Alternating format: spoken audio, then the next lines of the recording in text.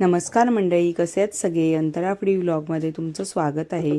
तर आज मी तुम्हाला दाखवणार आहे ढाबा स्टाईल अशी मस्त अशी सुटसुटीत अशी अंड्याची बुर्जी. तर चला, इथे मी ही 3 अंडी घेतलेली आहेत. इथे बघू शकता, अगदी एवढ्याच अंड्याची मी छान अशी भरपूर प्रमाणात बुर्जी करून दाखवणार आहे.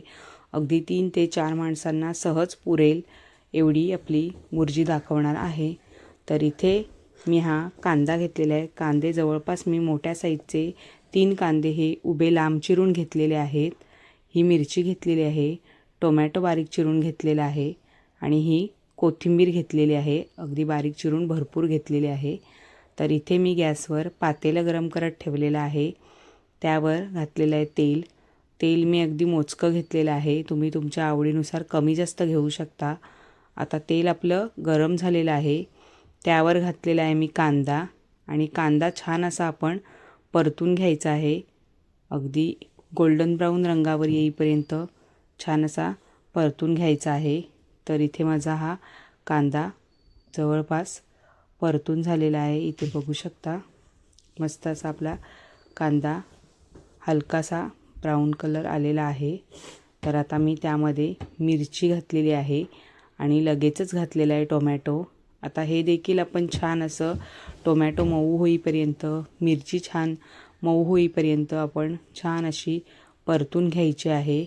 इथे बघू शकता, अगदी मस्त अशी आपण मऊ करून घ्यायचं आहे, म्हणजे त्याची टेस्ट जी आहे ती छान अशी आपल्या बुर्जीमध्ये उतरते आणि कांदा लांब चिरल्यामुळे खूपच टेस्टी होते. तर आता मी यामध्ये हळद, घरगुती लाल तिखट, घरगुती गरम मसाला आणि चवीनुसार मीठ घातलेले आहे. आता हे देखील मिश्रण आपण 1 मिनिटभर तेलावर परतून घ्यायचं आहे, म्हणजे आपली अंडी घातली की ती एकाच ठिकाणी आपलं मसाला राहणार नाही. तर इथे मी ही अंडी फोडून घेते एका वाटीमध्ये आणि सुरीच्या साहाय्याने मी फोडून घेतलेली आहे, म्हणजे अगदी छान अशी ती मधोमध फुटली जातात आणि त्याच्या कपच्या वगैरे असतात त्या आपल्या बुर्जीमध्ये येत नाहीत. तर मी ही वाटीमध्ये फोडून घेतलेली अंडी आता ही पातेल्यामध्ये घातलेली आहेत. आता आपल्या गॅसची फ्लेम आहे ती कमी करायची आहे आणि त्यावर ही अशी छान आपण अंडी देखील अशी परतून घेतलेली आहेत. इथे बघू शकता, आता ही जरी पातळ दिसत असली तरी ती सुकत जातात आणि ही अशी काहीशी बुर्जी तुम्हाला दिसत आहे.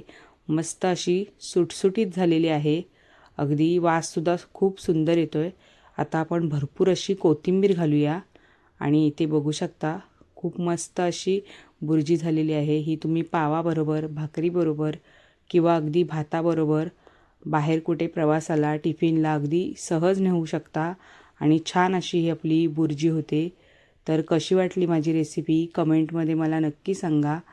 लाईक करा, शेअर करा आणि नक्की करून खाऊन बघा आणि माझ्या छोट्याशा चॅनलला सबस्क्राईब करा आणि बेल आयकॉनचं बटन आहे ते देखील प्रेस करा. तर